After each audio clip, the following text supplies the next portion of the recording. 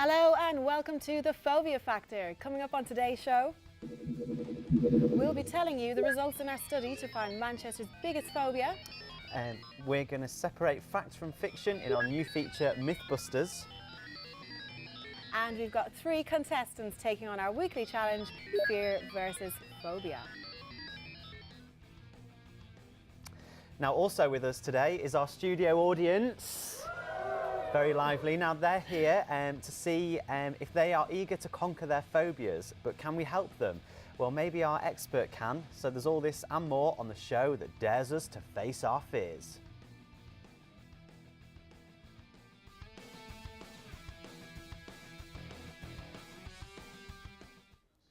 I'm Ross. And I'm Fiona.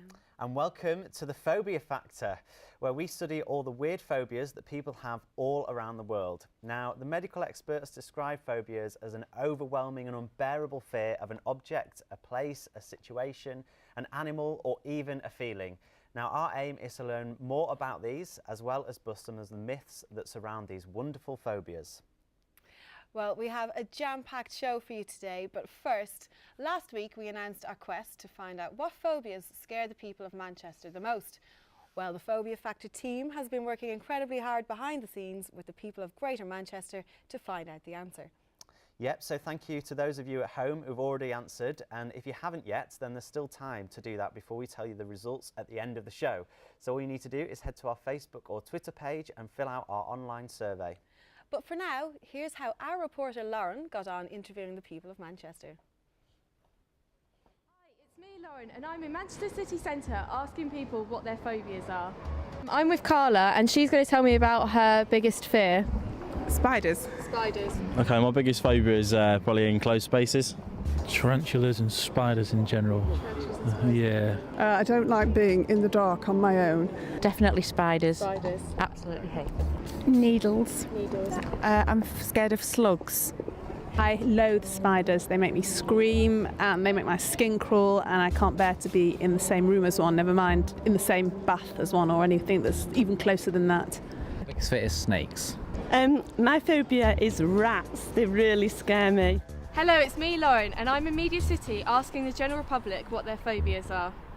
Yeah, I'm really scared of height. Yeah. Needles and blood. If I wouldn't be scared of that, I would be probably a doctor, yes. Really? Wow. Injections. I have a phobia of confined spaces, mainly the fact that if I'm trapped under something and I can't move. Yeah.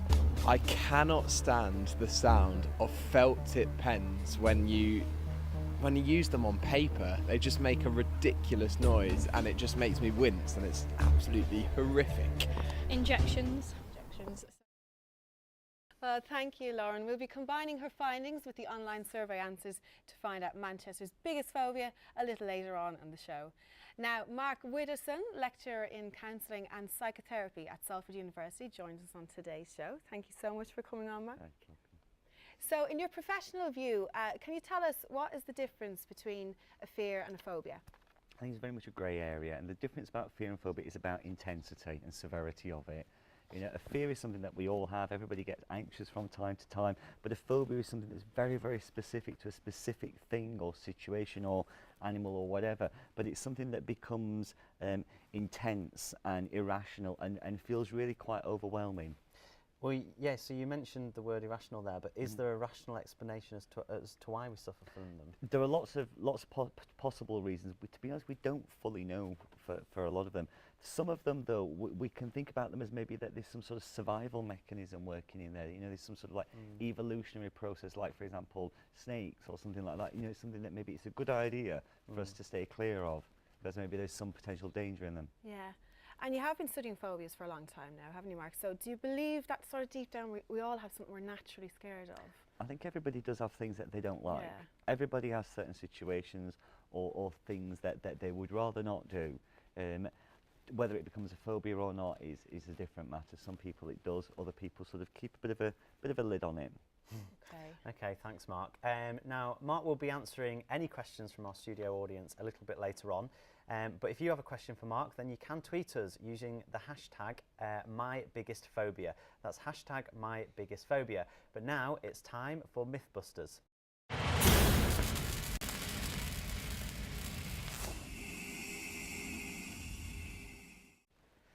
Great. Now, phobias and other mental health disorders are often shrouded in myths and legends. Now, whenever people realise that they've developed an irrational habit over something so small, then they might think that they're going a little bit insane. Then on the other hand, though, sometimes people kind of downgrade phobias and brush them off as simple nerves. Well, we'll be getting all the answers from our guest expert, Mark, and separating fact from fiction about all of our phobias. So, Mark, I mean, some people label phobias as just overrated fears. What do you think of that? I think there's perhaps some truth in it. You know, that a phobia is a kind of bit of an overrated fear, but if you're experiencing that, it feels a hell of a lot more than that. It feels so horrible at the time. So I wouldn't want to minimise the experience of someone by saying that that's all it is and try to just sort of dismiss it in that way. Yeah, and there's even myths that link phobias and craziness together, aren't there? Like, so what's your understanding of this? You know, in hindsight, or were we just being, you know, a crazy person? No, not at all. The thing is that when you're feeling anxious, when you're panicking, when you're freaking out, you feel like you're going mad. People really do think they're going mad, but they're not. They're absolutely not. They're not going to go mad. Nobody ever went mad from panicking, ever. Okay, well, that's good to know. Now, are phobias sort of rooted in our personality, do you think? I think that some people do have a kind of a naturally anxious personality and are much more prone to develop any kind of phobias or anxiety disorders. There are lots of reasons why that might be. It might be about their environment, about how they were brought up. It could also be maybe possibly genetic influences. And just mentioning genetics there, that's a big question I think that's often asked with regard to phobias. Can they be inherited from our parents? It's just in us. I think that there's maybe some truth in that quite often what you find if somebody does have some sort of anxiety problem is that one or maybe both of their parents have also got anxiety. We think it's perhaps a genetic thing. It's usually not the same phobia that they've passed on, but it's almost like you've got this tendency and it's latched onto a particular thing in later life. Oh, crikey. Well, thanks, Mark. Now, as you know, the show has always been about how we can manage our phobias, and every week our reporter Lauren will be meeting with 3 different phobics who are really eager to conquer their fears. So let's see what she's got in store for this week's contestants in Fear versus Phobia. Hello and welcome to Fear versus Phobia. We have 3 people who have contacted us with the aim to tackle their phobias. Now let's get started. Don't move and prepare yourself for a lot of screaming. So this evening I am here with Kim, who has a very peculiar phobia of holes. So this is the first image that we have. Yeah, Kim? that bit there. Right there, looking at me like that. Okay, so that's the first one. Right. Second one. Yeah, oh, whoa, what is it? I don't even want to carry on looking at that. So this is the tongue, and it's basically the same concept. It's got the same holes with the same seed. Oh God, I don't even know. That's proper freaky. Okay? Yeah, I didn't think I'd get upset. That's horrible. Okay. Oh my God. Okay, so next challenge is we have 3 bowls here with food underneath which has holes in. Okay, so first of all, we've got party rings. Yeah, I like party rings. You like party rings? So do you eat them? All the time. All the time. So that's fine. Next one. Yeah. That's like, this is like a crumpet basically. Yeah. So these little holes, you're not comfortable with them? No. No. So lastly, we have aero. How are you feeling now? Yeah, I do feel a lot better. So today I am here with Abby in a place where many people describe as insufferable. So Abby, is that a safe word to describe how you're feeling right now? I would say so, yes.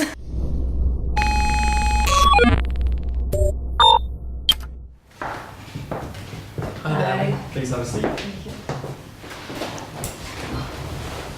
Hello Abby, welcome to the clinic. Okay, today we're going to do a root canal treatment on you. So what I'm going to do first of all is explain how we're going to do it. We do have to numb the tooth up first, so we're going to use a needle just to numb the tooth up. Once we've done that and the tooth is nice and numb, we're going to have to use my drill to make a hole inside the tooth. And once we've made a hole inside the tooth, we're going to use this special file here to take the nerve out of the tooth for you. Okay? How does that sound? Awful. Let's make a start.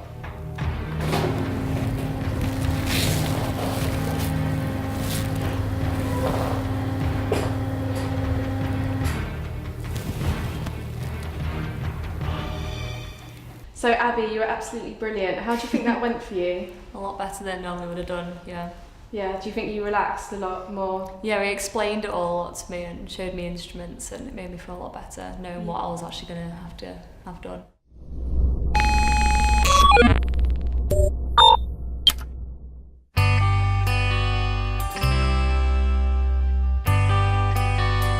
Hello, I am here with Emily, who is going to confront her fear of dead fish. So Emily, how are you feeling right now? God, I'm so scared. Are you really scared? I'm shaking.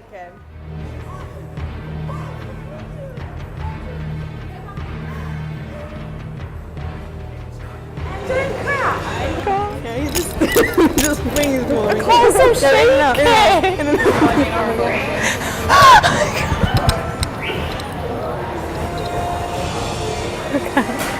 Okay, so has this helped you at all with your phobia or? No. No. Not at all? No, I'm still just as scared as I am. Yeah. Now that's all 3 of our fear versus phobias for this week, and what a week it's been. I'm sure our expert will be able to make sense of some of these. Back to you in studio. Oh, great. Thanks, Lauren. Now, we actually have our 3 guests with us live in the studio today. Guys, I felt so sorry for you in that video. Our team could be so mean. But Kim, let's start with you. How was the whole experience for you? It was a bit stressful.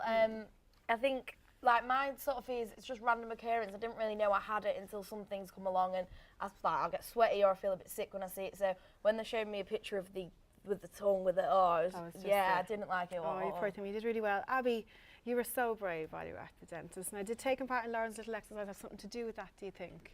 I think so, yeah. When I was actually in there, it was quite terrifying, but coming out of it the other end, I think it helped me an awful lot overall. So I think it was good for me. Oh, so you did really well. Last but not least, Emily, you just couldn't face those dead fish, could you? It was so horrible. Oh, was it really terrible for you? Yeah. Do you want a second attempt? No. No, that's it for you. Okay. Roz, back to you. Now, Mark, I mean, what do you make of all of these cases? I mean, although they might sound a little bit strange, I mean, they've all got some sort of logic behind them. I can understand them. You know, the holes thing, I can understand maybe it's something about disease or something that might cause it. The dentist, nobody likes the dentist. It's pretty horrible, but we have to go it and we have to sort of put up with it. Yours on the dead fish, I mean, that's a sort of really, really specific one and something that's maybe typical of phobia. You know it's irrational, but you can't sort of stop and help how you feel, really. I'm afraid, sorry, the only way through it is you're gonna have to face it, really. Great. Now you've heard what the expert has to say, but what do our studio audience think? Now they've each been given a sign to hold up, saying fear on one side and phobia on the other. Now, if our audience members believe that any of our 3 guests have a serious phobia, then they'll be treated to a spa day to rejuvenate after Lauren's brutal trial, as well as a free treatment session at Maudsley Hospital, which is one of the best medical centres for anxiety disorders and trauma in England, so that they can help manage their phobias. However, if the audience believes that it's just another pesky fear, then unfortunately they'll walk away with absolutely nothing. So let's see what let's see what the audience think of Kimberly's phobia or fear of holes. Audience, please raise your cards now. Oh, what would you say? That's fear. So they've played it down. They've downgraded yours to a fear. Kimberly, that's not for you there. No spa day for you then. Now let's see what the audience think of the phobia or fear of a dentist. Oh, that's definite fear, isn't it? That's it's unanimous, I think. Nothing there for you, Abby, either, I'm afraid. Anyway, finally, let's see what the audience have come up with for the fear or phobia of a dead fish. Audience, reveal your cards. Definite phobia. Wow, Emily, well there you go. The spa treat is yours and hopefully the therapy will help you get over that one. There's your answer from us here in the studio, but you, the viewers, can have your say too. Just make sure to tweet us your opinions by using the hashtag #MyBiggestPhobia. Now, studio audience, I'm going to come to you once again. So is there anyone here that would like to ask any questions for Mark, or they've got any issues that they'd like to raise with him? Yeah. Lady in the lovely Christmas jumper, what would you like to ask? So although I've never actually eaten it, I am really scared of mayonnaise. So how do you think that I can overcome this? Well, I'm afraid what perhaps the first thing that we might need to do is maybe can you get close to it? Are you okay with being around it? No, not really. No, I think that would be the way to start with it really. But maybe just have some light, on a table over there, and maybe bringing it a little bit closer until you get used to it. Really, the only way people can get over fears and phobias is by facing them and putting up with the discomfort that comes with that, I'm afraid. Okay, has that helped a little bit, or? Yeah, I'm not in a hurry to. I don't blame you. Anyone else like to ask a question? Yep, lady on the front row. What would you like to ask? Are phobias most common in men or women? Now that's a really interesting question. We don't really know, to be honest. We think that they're more common in women, but it might just be that women are more okay about being honest about it. And that men maybe are a little bit afraid of admitting it. But I think generally speaking, anxiety is slightly more common in women. Anxiety is really common full stop anyway. 30% of the population have some sort of anxiety problem. Great, all right, thank you. And is there anyone else? Yes, what would you like to ask? I'm genuinely interested in this. My mother, I think, had a phobia of spiders. I have a fear of spiders, and my daughter has a phobia of spiders. So I'm wondering whether I've heard that it possibly is genetic, but do phobias and fears jump generations? I think they quite possibly could. I mean, what you're describing there, it sounds entirely plausible to me. Great. All right, back to you, Fiona. Well, we've had a lot of people tweet us using the hashtag, and here are two of the questions we've picked out. So Fruitbat says, I'm 16 and I get lots of panic attacks, some over heights, deep water, flying, insects, as well as loads more. Do I need to go and see a doctor? Quite a lot there to be It's a lot to be going on. I think that maybe they could do is seeing their GP and explain to them, maybe getting some medication. Alternatively, going for some counselling and psychotherapy, which can maybe help them start tackling the different anxieties that are going on for them. That's going to keep you busy, isn't it? That kind of list of fears. It certainly is. Okay, Jamie P. I'm booked to go to America with my friends next spring, but I'm too scared to tell them about my phobia of flying on planes. I imagine that's quite common, is it? I really want to go, but I'm absolutely terrified. What do you recommend I do? I think they're just going to have to put up with it and get on there, grit their teeth and get through it. By the time they get to cruising altitude, 80% of the anxiety is over and done with, and then they can go and enjoy the rest of their flight themselves. So it's tied up with the anticipation then, obviously, and that Absolutely. Isn't it? Yeah. That's the worst part about it, is all the anticipation. That's the biggest part of it. And once on the flight, they kick back and relax. Okay, thanks for that, Mark. And if not, Jamie, then you can, I'll take your tickets to America. Now, we might know more about phobias and how they work, but I think the question that is on everyone's mind is, can they be cured? Yeah, Ross, that's definitely been on my mind the whole way through. So, Mark, are there any ways then that people who suffer with phobias can go about curing them, or at least, minimising the effects on their day-to-day life? Definitely, and I think that the key to all this, as I've already said, it's about exposure. It's about facing the fear and about learning to tolerate that discomfort that comes from it. That gradually people do that, then over time they'll find that the phobia has less and less effect on them, and quite often that people can, it can just completely diminish. But you've got to be persistent. You've got to learn to grit your teeth and just get through it. So that's where you feel the fear and do it anyway. That's right. Great, thank you, Mark. Now, we do have a little treat for you all now. We've actually got a lady called Slavka Craig to tell us more about her job of being a hypnotherapist and her work in helping people to deal with their phobias. So here she is with a little bit more.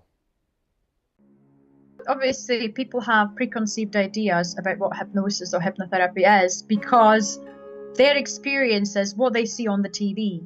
Now, we must remember that the stage hypnosis is there to entertain and it's for the show.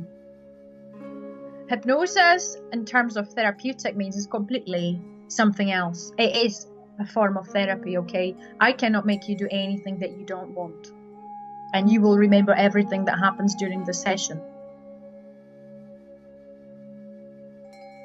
My name is Slavka Craig. I'm a hypnotherapist and I'm based in Scotland. To my knowledge, hypnotherapy has been around for a long time. Hypnosis, as such, it's been documented, it's been used in ancient Greece. Because hypnosis is really just a natural state of mind that we all are in and out pretty much every day. Freud, the famous psychoanalyst Freud, used hypnosis with his patients. So free association, try to go into your unconscious, subconscious mind, access repressed memories, stuff like that. psychiatrists in America have been using it in 40s, 50s, and Milton Erickson is a very famous guy for this. Hypnosis per se has been taught in medical schools as well. It's been used in dentistry, it's been used for anesthesia, you know, so it's been around for quite some time. My personal experience with hypnotherapy, I used it to stop biting my nails.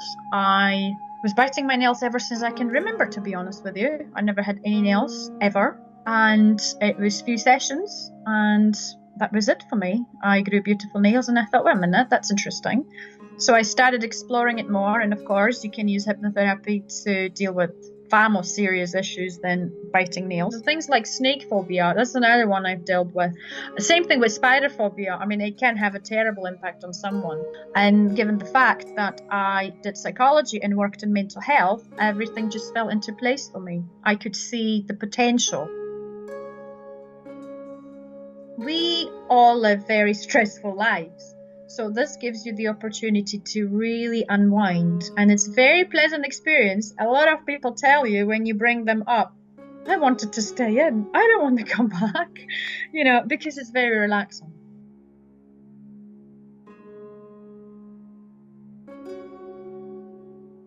Very interesting stuff there. Thank you, Slavka.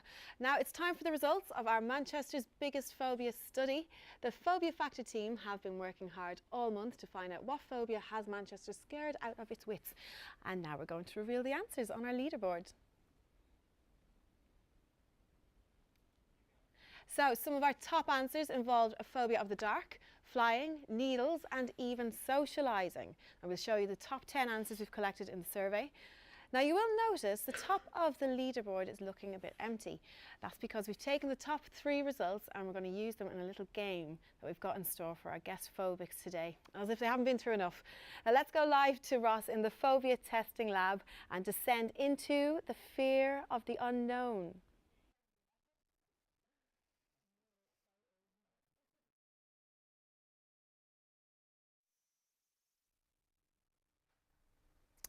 Right, well, we're here in the Phobia Factor test lab, guys. Are you scared? Yeah, yeah. There's a few bats flying past our heads, isn't there? It's all a bit scary in here. Now, we've got 3 guests who are about to embark on the Mystery Box Challenge. We've got Kimberly at box number 1, Abby at number 2, and Emily at number 3. Now, our volunteers have no idea what is contained in any of the boxes, only that each box contains one of the top 3 answers that we collected from our study to find Manchester's biggest phobia. However, you, the viewers, will be able to catch a glimpse, obviously, of what the volunteers are getting themselves into, because there's a little window in the front of the boxes, as you can see. So, guys, how are we all feeling? Very nervous. Yeah, I'd say that as Good, well. I'm glad. So, shall we begin? Yeah. Good. Right, Kimberly, please place your hand inside of the first box. Okay. Oh, God. What do you think it is? Oh, I think it's a snake. Oh, that was quite a nice response. Yeah. You're a snake lover, obviously. That is I'm right. not that scared of snakes, so it's okay. Okay, great. Well done. Now, Abby, if you pop your hand inside of the second box, please. What is that? What do you think it is? Like sick. Like actual like sick.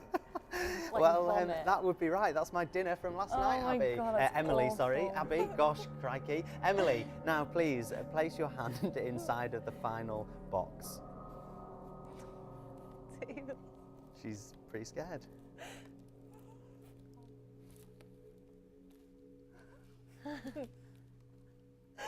What do you think it is? Oh, a spider. Yep. Quite relieved about that. Brilliant. Well, thank you for that, guys. Now, those were 3 of our top answers from our study to find out Manchester's biggest phobia. But which one actually came top? Well, Fiona, that's back to you in the studio.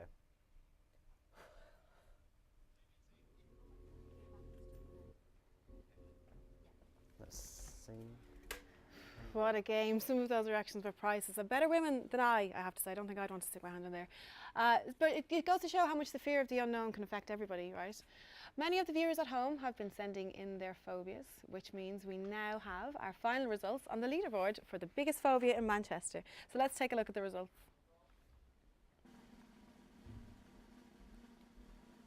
So at number 3, 12% of you answered vomiting. At number 2, 13% of you answered snakes. Not so surprising there. And that means that number 1, a phobia affecting the people of Manchester with a whopping 18% is spiders. Now, Mark, what do you make of this? Are you surprised? No surprises at all. These are the things that I'd probably expect to come across. They're all very, very, very typical phobias. You know, the sort of things that, again, like the survival mechanisms. You know, the things that we, you know, at some point it's been a good idea for people to be a little bit cautious around those things. Like natural aversion to those. Absolutely. Well, spiders is mine. I wasn't surprised at that one at all. No. Well, unfortunately, Fiona, that's all we have time for on this week's Phobia Factor. But please make sure that you tune in next week, where we'll have another 3 contestants aiming to conquer their phobias in Fear versus Phobia. And we'll be speaking to a brave radio presenter who has recently faced his phobia of snakes live on air. Make sure to also follow and like us on both Twitter and Facebook on the following links. And also don't forget to download our new phone app available at the Apple and Play Store to see if our test can help you understand your phobia. A big thank you to our expert Mark and to Kimberly, Abby and Emily on today's show today. From the team and ourselves here at Phobia Factor, until next week, goodbye.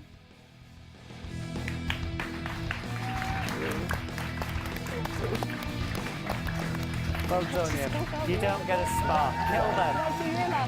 No, but I think when I came in, I was number 1. But I'm sure it said my name, did it not? Wasn't I not meant to?